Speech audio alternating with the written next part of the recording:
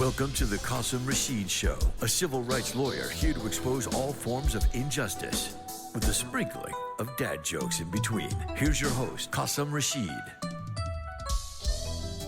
Good morning and peace be upon you wherever you're tuning in from. My name is Qasim Rashid, and this is the Qasim Rashid Show here on Sirius XM Urban View Channel 126, the most awesome show in the multiverse. We are on episode 162. I don't know why I thought it was worthwhile to point that number out, but I felt like it was a thing to do because I don't usually do that. But yeah, episode 162. And we've got a pretty in-depth show lined up. So I'm going to jump right into it. We're going to cover three main things. One, I want to acknowledge it's March, it's Women's History Month. And I want to talk to guys. Women, you can tune out for the next 15 minutes or so because this is stuff you already know. But men, I need you to pay attention because this is stuff you don't know, and that's a problem. I also want to talk about the Zelensky visit to the White House. And everyone is rightly outraged about it, but there's a deeper, much more sinister plot that I'm not seeing corporate media really connect the dots the way they need to connect because it's about to get really bad. And I'm going to connect those dots for you guys, and you're going to see what I'm talking about. And then finally, I want to fact check Trump's joint session to Congress speech because, my God, it wasn't just bad. This was a propaganda masterclass. You know how they have those masterclass sessions where like rich and famous people give a masterclass on XYZ? This would be the propaganda masterclass. There was so much just made up trash and disinformation, and I'm not seeing it being fact-checked effectively enough. And so I went through, it took me a while because there was just so much.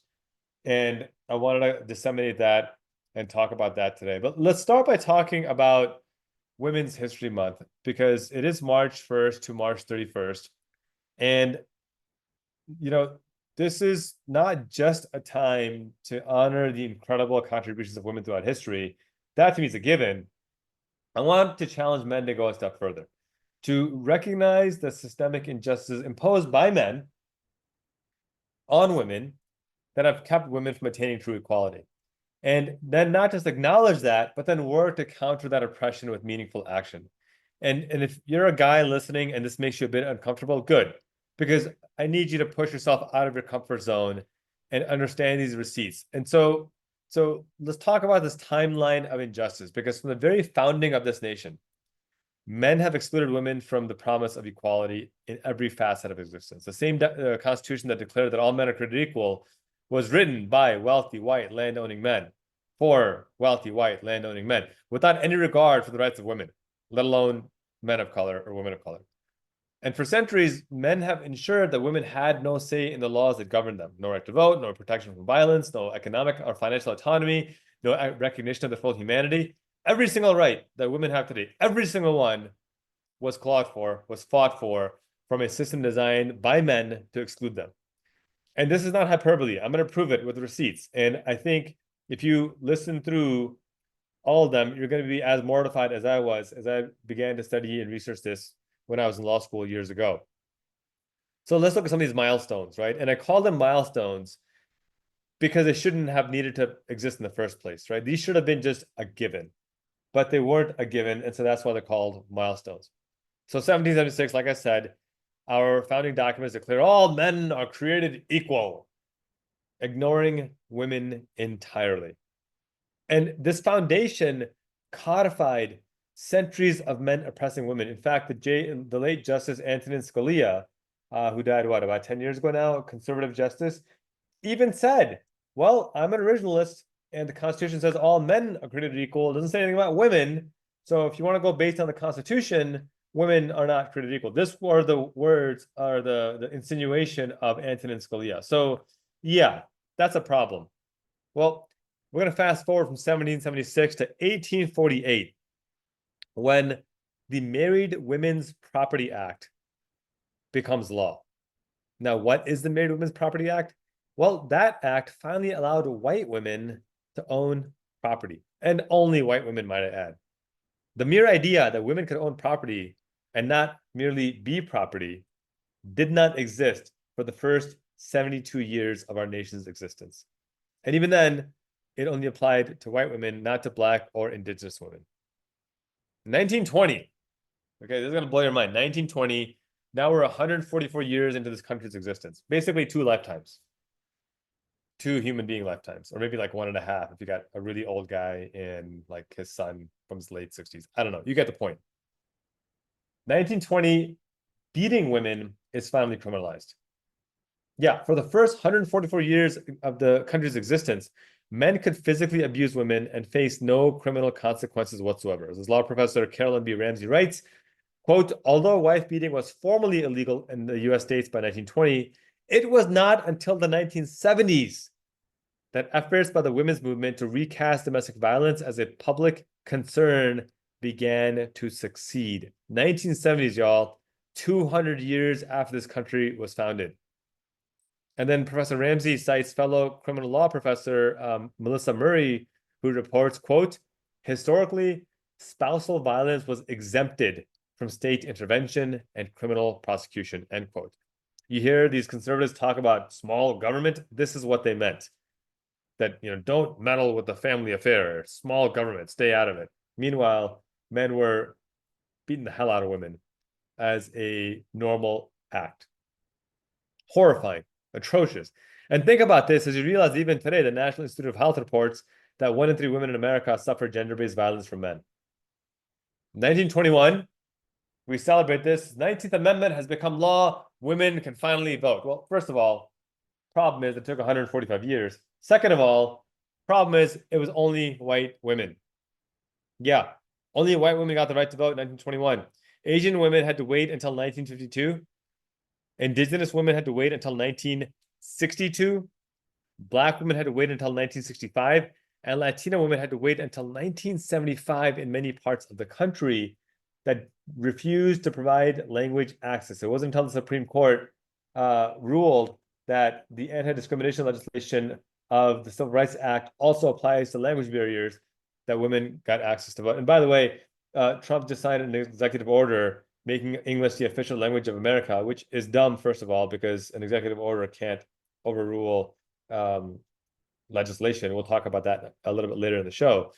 But it's, when he talks about MAGA and Make America Great Again, this is what again means, right? Denying people equal justice under the law. 1975, Latino women couldn't vote freely and fairly until 1975. 1970, no-fault divorce is legalized. Before then, women had to provide a cause for divorce. They couldn't just be like, I don't want to be with this person anymore. They needed to show a reason, and that reason had to convince typically a white male judge that it was a valid reason. Otherwise, the judge would say, nope, you're stuck. Imagine how horrifying that is. Finally, 1970, no-fault divorce is legalized, leading to a 20% decrease in female suicide. Yeah, just sit with that for a second. A 20% decrease. This nostalgic 1950s family unit that some conservative men dream about was a torturous era for women. It was an era of zero financial autonomy, gender-based violence, and high suicide rates. Why do I say zero financial autonomy? Because it wasn't until 1974 that the Equal Credit Opportunity Act finally let women have independent credit, meaning that for the first 198 years of this country's existence, women could not purchase a home, a car, a microwave, anything on credit without a man's approval. Like, I love my Hot Pockets. Not so much anymore. But if I couldn't get a microwave, I couldn't have my Hot Pockets. And not to make light of the situation, but that's how absurd this oppression was. Men controlled every aspect of women's financial existence for nearly the first 200 years of this country's existence. 1981, Sandra Day O'Connor finally becomes the first woman appointed to the US Supreme Court. 205 years after the country was founded. 205 years, nearly 3 lifetimes. So for more than 2 centuries, every final interpretation of the law ever passed, even those laws that explicitly address women, was done through the lens of male approval. Just mortifying. And mostly white men. I think Seth Thurgood Marshall is basically all white men at that point in time. 1993, marital rape is finally criminalized across all 50 states, meaning husbands could legally rape their wives for the first 217 years of American history. 2022, the Supreme Court overturns Roe versus Wade, stripping women of reproductive rights setting back progress half a century, and subsequently repeated studies have shown a rise in infant and maternal mortality due to women being denied the basic health care they need and is medically required for them to live. And in 2025, the Equal Rights Amendment is still not law, meaning that 249 years after America's founding, on documents that read all men are created equal, that interpretation still applies, and women still do not have constitutional equality. And you guys, this is just a snapshot of the incredible obstacles and barriers men have placed before women in the fight for women's equality. Women didn't create this system, men did. And as men, we need to dismantle it. So what does that look like? Because the thing is, it's not just the Supreme Court, of which 94% throughout American history have been white men, or men in general. 100% of all US presidents have been men, 98% of them white men. 98% of the US Senate has been men. 90% of Fortune 500 CEOs have been men. And while the impact of these systemic injustices are still here and now, perhaps even worse, the federal government under the Trump regime and red states are working to revive those systemic injustices by criminalizing abortion, by restricting contraception, by rolling back protections against workplace harassment, by eliminating affirmative action. Yes, affirmative action has benefited women more than men and white women more than any other demographic combined, every other demographic combined. We're watching history repeat itself. So men must step up and undo this imbalance and instead ensure meaningful justice, because women have spent centuries fighting for these rights that men were simply given. You can't point me to a piece of legislation that regulates the male body. It doesn't exist. So this fight can't be viewed as a women's issue. These are human rights issues, and men must play our part. So here's 3 things that men, I want you to do. Listen to women and challenge other men. Women's experiences demand representation. And by the way, they save lives. For example, statistically speaking, men cause more car accidents than women do. But women are more likely to die in car accidents. Why? It's not because they get into more reckless accidents. It's not because they don't wear the seatbelt. It's not because they get drunk more. None of that nonsense. No. It's because car safety measures are designed with men in mind, not women. So, for example, when the airbag goes off, for men, it'll hit them in the chest or it'll hit them straight into the face. With women, it'll hit them at a different angle, causing them to die. When a car rolls over, men will stay locked in the seat, which is designed for a man's size. Women will sometimes fall out of the seatbelt when the car and be crushed by the car. There's numerous more examples. There's been countless studies done on this. So when corporations refuse to hire women, they both ignore more than half the population, and they also literally cost lives. Therefore, sexism isn't just a women's issue. It's a life and death issue that men must oppose as well. We must actively challenge spaces that deny women's access and representation, because it's not enough to not be misogynist.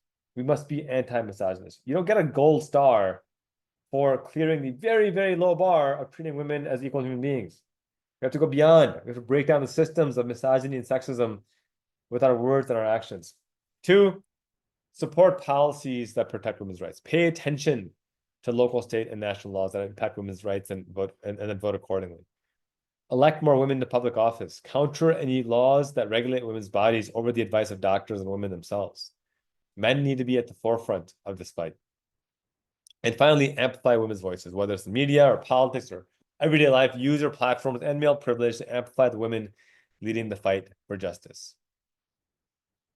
Find women writers on Substack and subscribe to them and become paying subscribers. I'm subscribed to more than a dozen. Speaking of which, if you're listening to this on Substack, make sure you hit that subscribe button so I can continue to create this advocacy. And look, I say this to make clear that given the financial injustice imposed upon women for centuries, those men of means who are able to elevate women with their platforms and their pocketbooks absolutely should do so. We're going to go to break in a second, but here's the bottom line, guys. It's Women's History Month. Use this to kickstart your efforts to promote gender equity in this country. Equality should not have to be a fight. Women have fought too hard, sacrificed too much, and waited too long to continue doing this alone. Men have to do better. We have to step up. So this Women's History Month, commit to doing more than just words. commit to action, commit to financial investment, commit to using your platform to elevate women, to bring about meaningful change, and finally build a society where women don't just have to fight for equal rights. It's afforded to them without them having to fight. But it starts with us men. All right, you're listening to the Qasim Rashid Show here on Sirius XM Urban View Channel 126, the most awesome show in the multiverse. When we come back, I'm going to fact check Trump's joint session to Congress address, which was just a travesty beyond travesties. But I promise I'm going to bring the receipts and you're going to learn something new. Don't go away. We'll be right back after this break.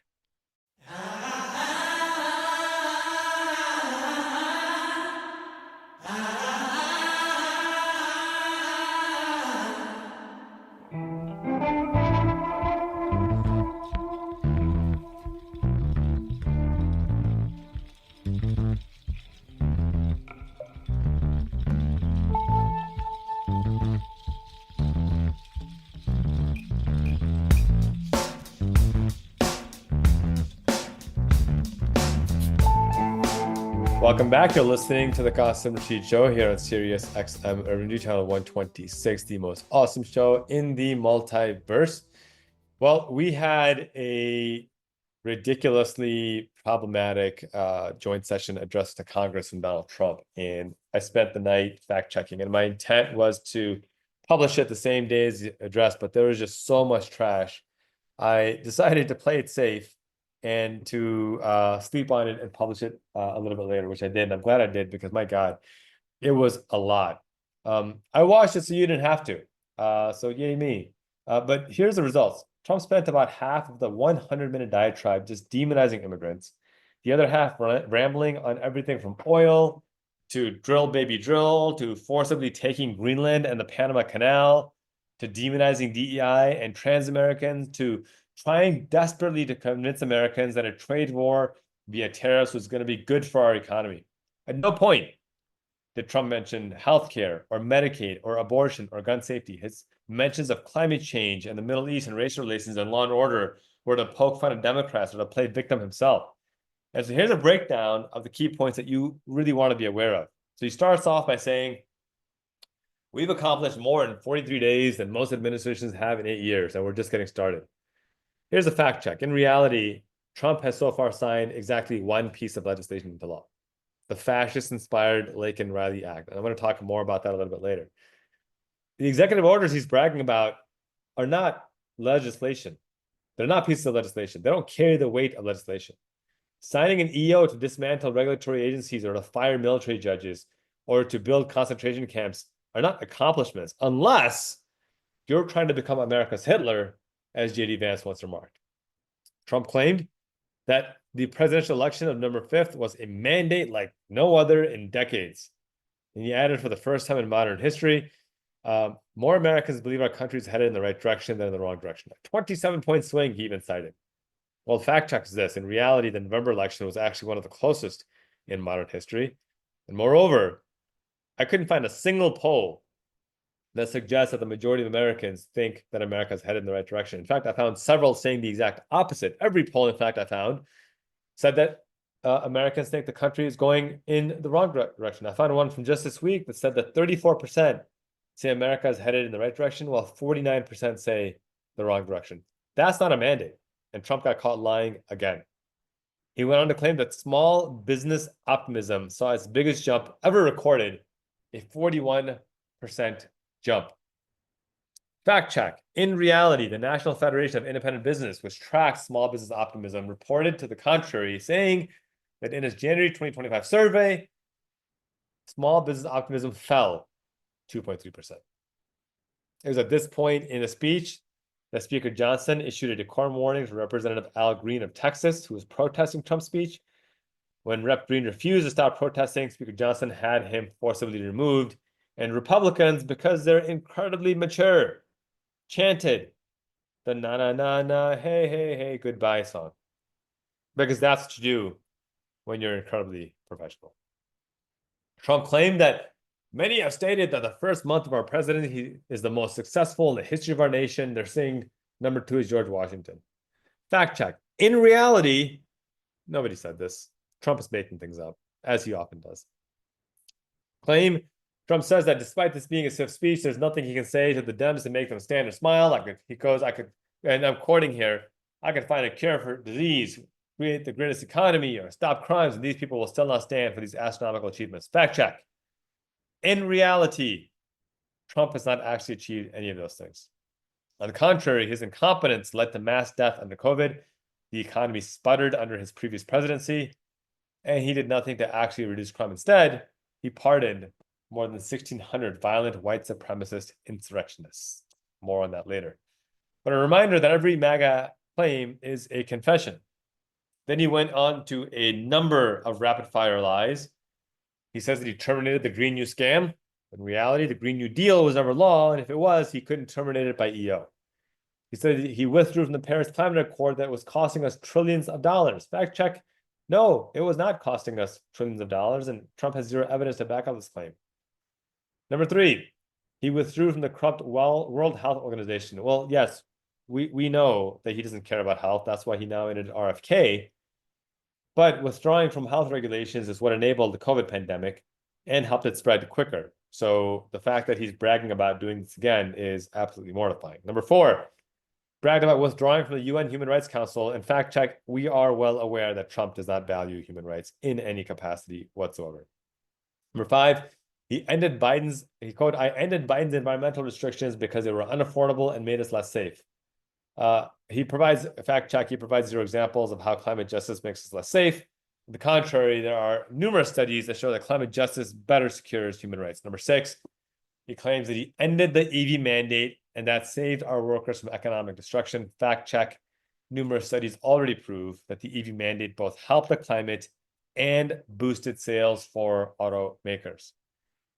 Trump goes on to claim, and he brags that under his administration, for every 1 new regulation, 10 old regulations must be eliminated. And doing so will unshackle our economy. Fact check. In reality, the only thing this deregulation will unshackle is safety. As I've written before, studies show that Trump's absurd deregulation strategy resulted in the FAA admitting that they were prevented from passing critical safety regulations that could have prevented the airline accidents we're seeing right now. Now, I've written in detail before on how Republican deregulations of trains, of houses, of banks, of fossil fuel industries have resulted in the collapse of numerous industries and the exploitation of others. And sadly, I expect the same to happen now. Trump claims he stopped all government censorship and brought back free speech in America. Literally the same day, Trump tweeted, all federal funding will stop for any college, school, or university that allows illegal protests. Agitators will be imprisoned or permanently sent back to the country from where they came. American citizens will be permanently expelled or, depending on the crime, arrested. No masks. Thank you for attention to this matter.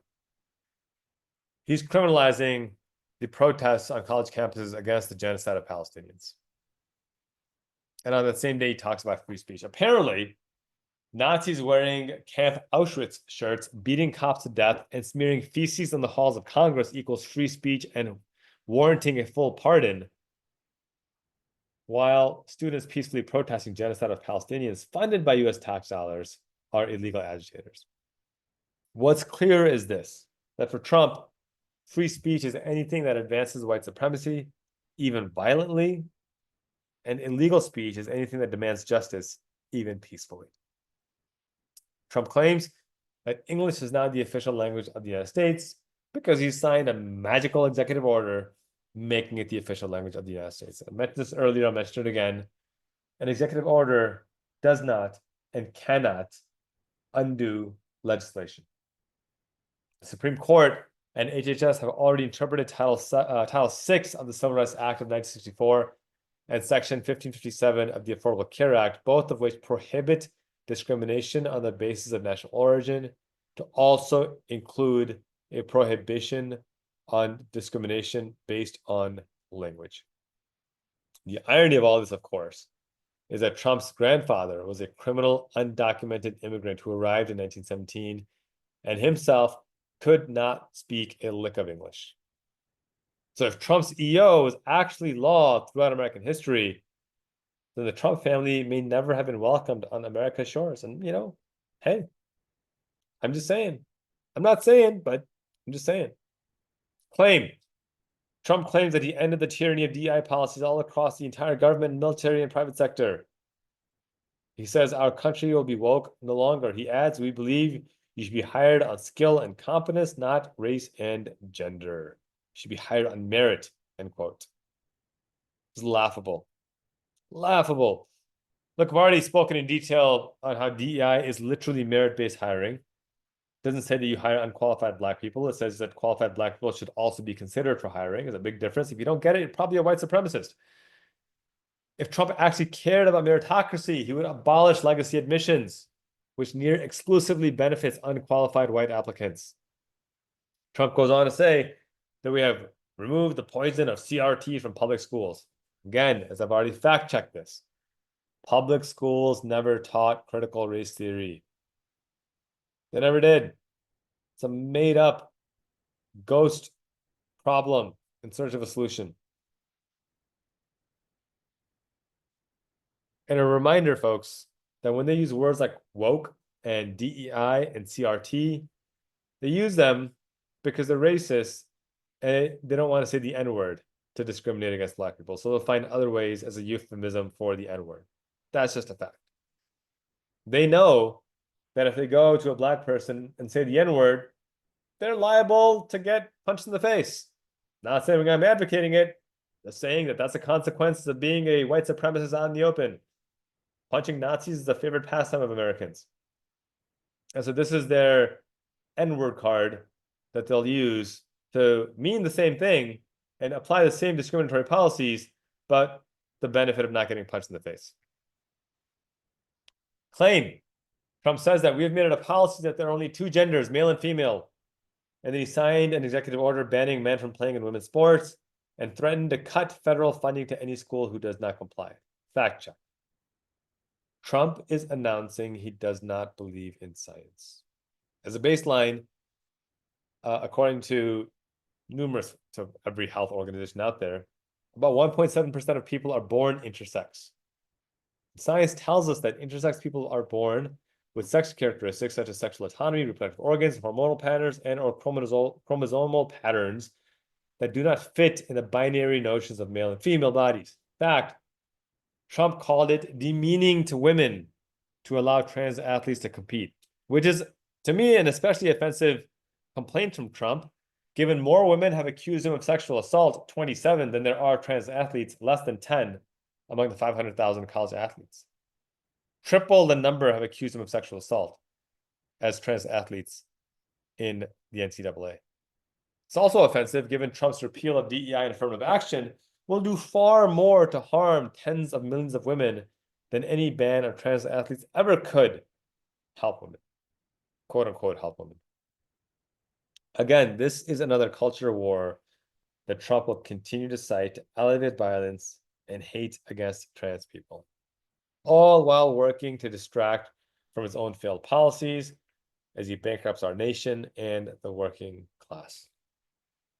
I told you this is a long fact check because this guy just spewed so much utter nonsense and bile. I'm getting exhausted just rereading all this stuff. Can't remember all this stuff. So I'm actually even trying to decide, does it make sense to go through all of this? But I'm going to try to go through a few more just to get the point across. He alleges that his top priority is to rescue the economy, and Biden's inflation destroyed the economy, and he let eggs go out of control. Fact check is that, in fact, the year-over-year inflation under Biden was 4.95%, which was still the lowest among developed nations globally in the post-COVID inflation era. Trump says that Biden had the highest inflation in U.S. history. Well, Trump's not very smart, or he's knowingly lying, because Nixon had a 6.01%, Ford had an 8%, Carter had a nearly 10% rate inflation. The highest, according to the Bureau of Labor Statistics, in U.S. history was in 2017, it was at 20%, and in 1778, it was 30%. By the way, Trump's inflation of 2.46 was a full percent higher than Obama's inflation of 1.46. And also, eggs are higher priced now than they were under Biden, largely due to the spread of bird flu, which Trump has done absolutely nothing to address. He slams Biden for cutting oil leases by 95%. and how he's reopening them. And the fact is that Biden actually signed more oil leases than did Trump. Yeah. The fact that Trump is attacking Biden anyway should just be another wake-up call to Democrats to stop trying to appease Republicans and start trying to do what's right and what your base wants. Then Trump claimed that Japan wants to invest trillions of dollars into an Alaska natural gas pipeline, and a Japanese official responded, quote, "We have not agreed to participate in this pipeline, let alone invest trillions of dollars." It's wild. I mean, just the lies are just unhinged on every single level. Trump claims that Doge is cleaning up government waste, that they found 22 billion from HSS to provide free housing and cars for illegal aliens. It's not true. It's actually a claim that originates from a right-wing tabloid, the Murdoch-owned New York Post, which itself cites a right-wing blogger's personal opinion. It's just so laughable how terrible this is. There's actually zero evidence backing up this claim from any independent or nonpartisan watch.org. Trump claims that Doge found 45 million in waste, which were DEI scholarships for students in Burma. This is part of Trump shutting down USAID. The $45 million were funds committed to help 400 students from lower income backgrounds get access to education and opportunities otherwise deemed impossible. None of this is actual waste. It's just an incredibly cruel act by Trump, who made a promise and then went back on his word, which is, to be fair, his calling card. Trump claims there's $8 million for making mice transgender. I was unable to find any actual evidence of this, nor has Trump offered any actual evidence of this. But I suspect the actual story, whatever it is way different than what's been offered without evidence. So suffice it to say, Trump's reckless evidenceless claims follow this protocol. To make a claim, don't offer evidence, require blind acceptance, and then outcast anyone who questions you or disagrees. That's fascism. I mean, he does love the poorly educated, after all. Next claim.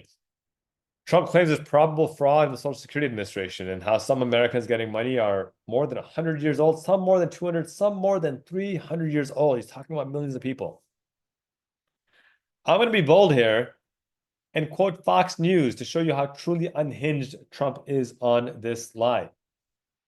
2015, I'm quoting Fox News. In 2015, the Social Security Administration and its Inspector General looked into the number of people in the system with no death record and were listed at being over the age of 112. And they found 6.5 million holders aged 112 or older with no death information. But then they noted that other records suggested that they were actually already deceased. Okay, so that solves that problem. No one's over 100 years old. He goes on to say, Fox News goes on to say, of those, the Social Security issued payments to only 266 holders. So of the 6.5 million, they issued payments to only 266 numbers.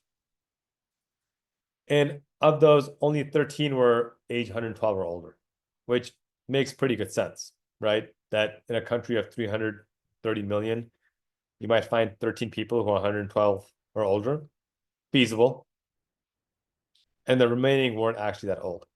So when you heard Trump talk about millions and millions and millions of people, it came down to 13. Just 13, and they're all verifiable as well. The thing is, not only did Trump lie, he lied so badly that even Fox News was like, dude, you're out of your mind. And remember, he tried to fire the Inspector General who's responsible to prevent waste, fraud, and abuse at the Social Security Administration. The hypocrisy upon hypocrisy is just unhinged.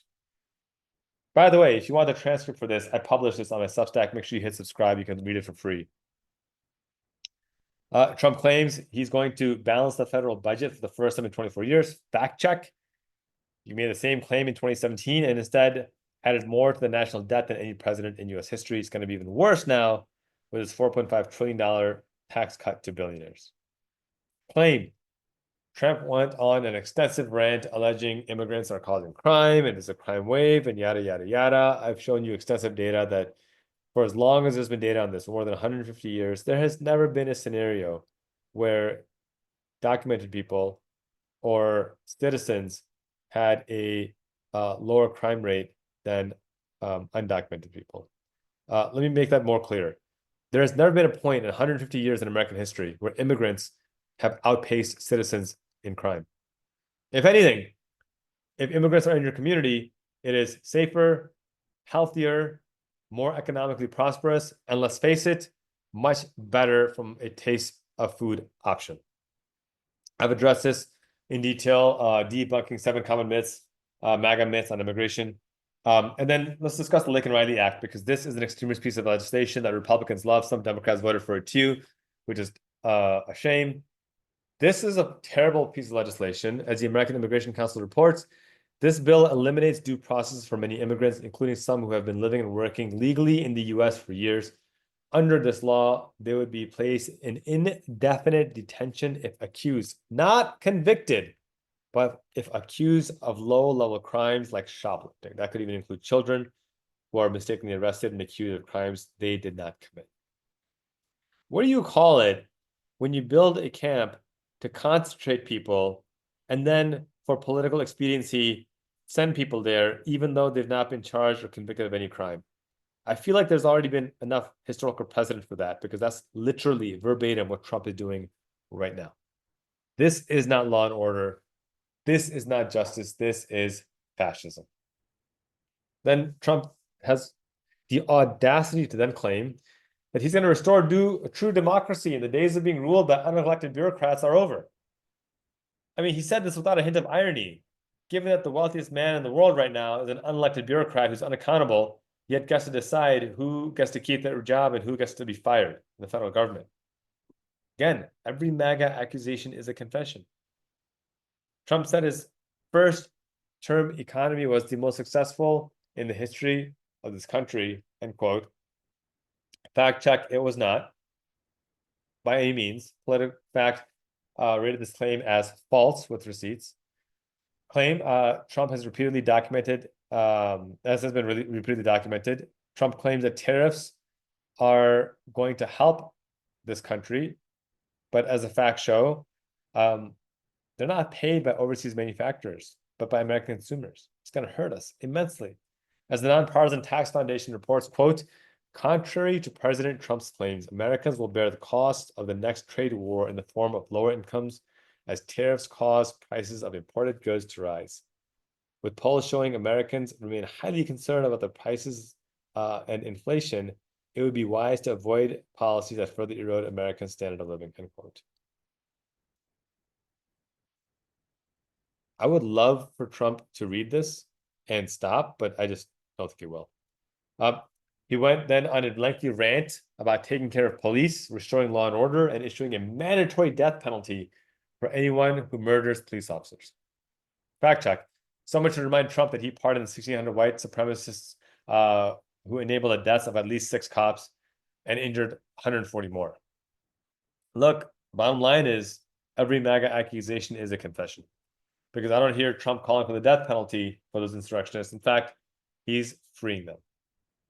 Claim Trump says that America built the Panama Canal for Americans and 38,000 Americans died building it. In reality, it was about 25,000 workers, of which 350 were Americans, which is tragic, to be sure, but it demonstrates how facts don't matter to Trump, as he's a mere 99.3% off.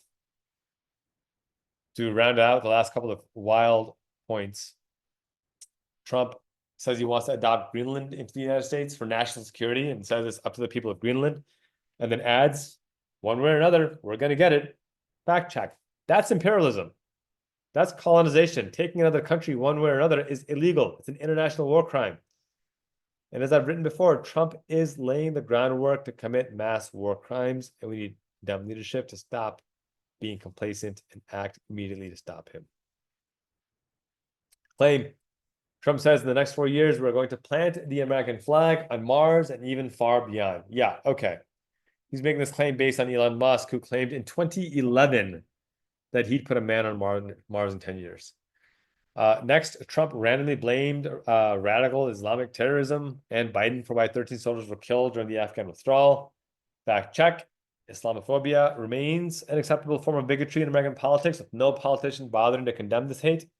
Moreover, Trump ignores that he is the one who negotiated the withdrawal and forced the timeline at hand.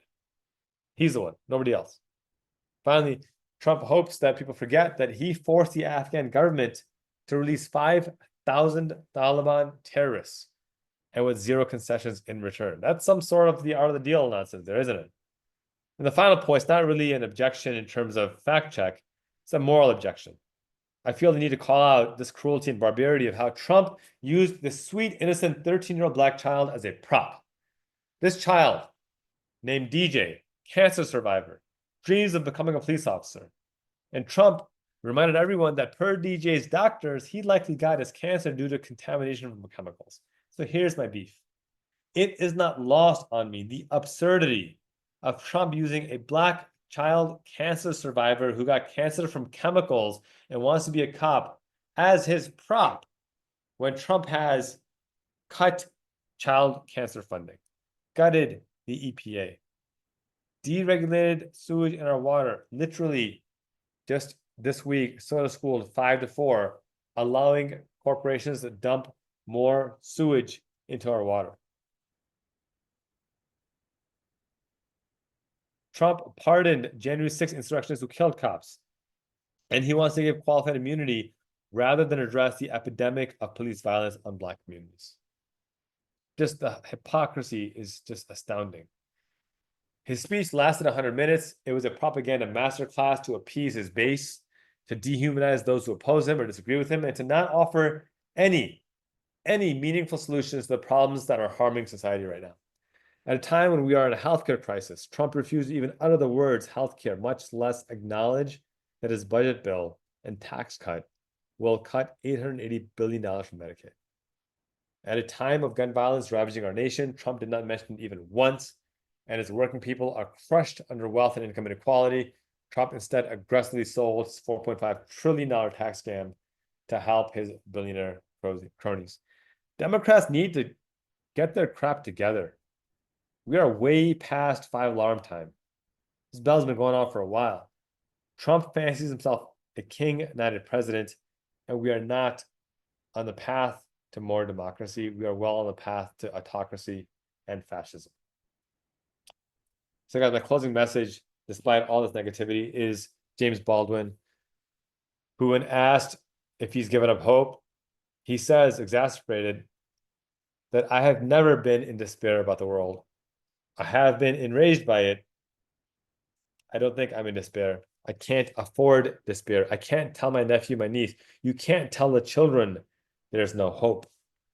So let us maintain hope in each other, in our republic, and the promise that we can form a more perfect union by upholding justice above all else. My commitment to you over these next 4 years and beyond is to continue to advocate for justice, continue to advocate for those who are marginalized, and to continue to advocate to ensure we can get past this fascist regime. I can't do it alone. I need your support.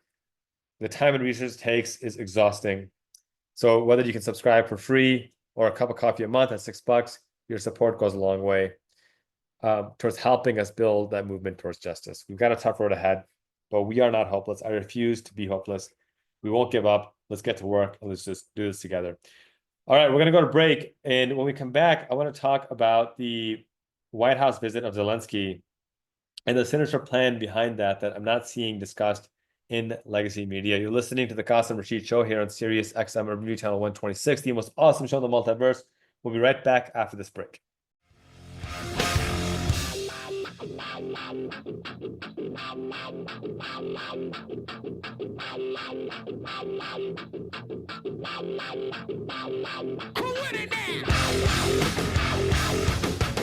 Welcome back. You're listening to the Qasim Rashid Show here on Sirius XM Urban View Channel 126.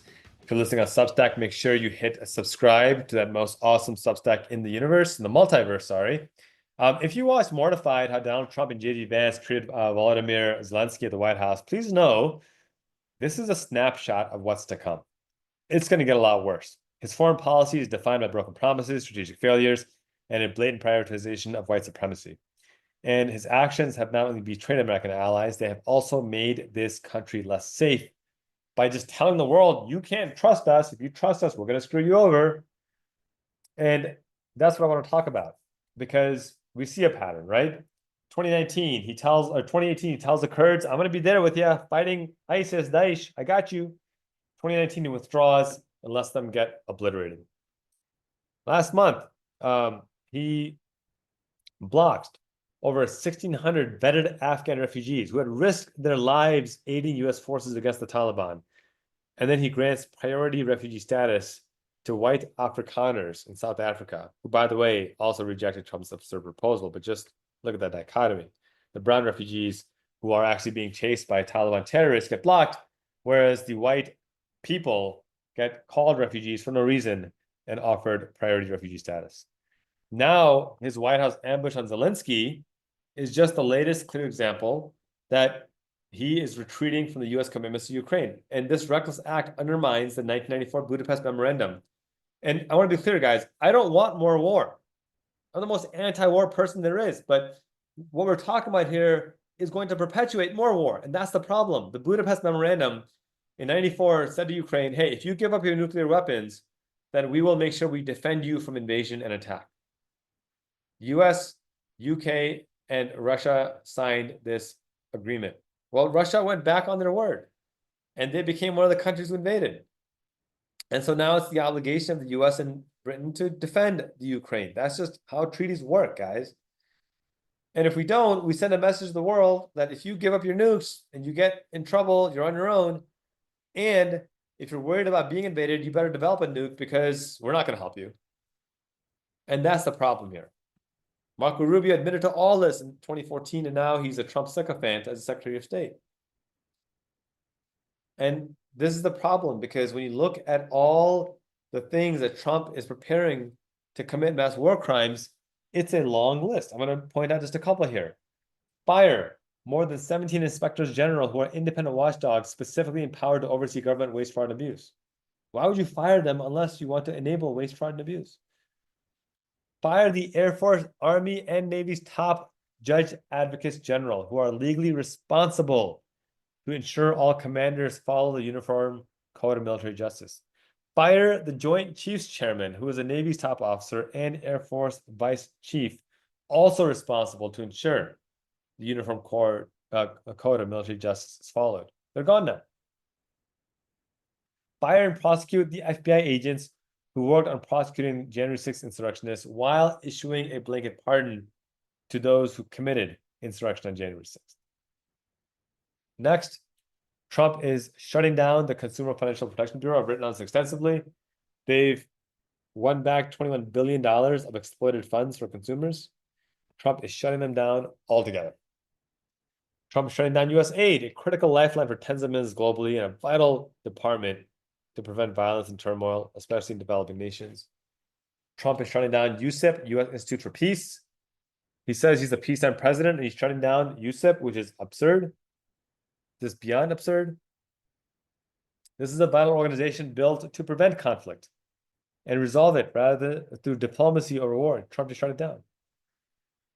Trump signed an EO that makes independent regulators, such as the Securities and Exchange Commission, the Federal Trade Commission, the Federal Deposit Insurance Corporation, accountable to him instead of their respective independent agency heads. That's horrifying. Also horrifying is Trump has ordered U.S. Cyber Command to halt all cyber operations regarding Russia and in defense of Russia, which completely exposes the United States to cyber attack from Russia. Horrifying, isn't it? Number 10, Trump is requiring a loyalty oath for all federal law enforcement officials, and anyone who doesn't agree gets fired. He wants people to put loyalty to him above loyalty to the Constitution. That's what a fascist does. Finally, Trump is building a concentration camp on foreign soil to house at least 30,000 people while passing legislation like the fascist Lincoln-Riley Act, which allows indefinite incarceration of migrants merely because they were accused of a crime. This is not a comprehensive list. I haven't even gone into the Supreme Court qualified immunity or the presidential immunity and that kind of nonsense. But you get the picture. He's abandoning our allies, consolidating power from independent regulatory agencies, shutting down watchdogs, terminating military officers to prevent war crimes, eliminating organizations who exist to prevent conflict, eliminating organizations who exist to prevent fraud, financial fraud, eliminating organizations that prevent cyber attacks, prosecuting people who prosecuted insurrectionists, and building concentration camps to house undesirable immigrants. This is a man preparing for war and to commit war crimes. Because none of this is hypothetical. He is doing all of this. This is a sinister plan at work, and we need to be aware of it and work against it. I wrote this specifically to document this because while I'm furious at Republicans, I'm also furious at Democrats who responded. Jeffries responded, quote, "We need to see some mature leadership from Trump.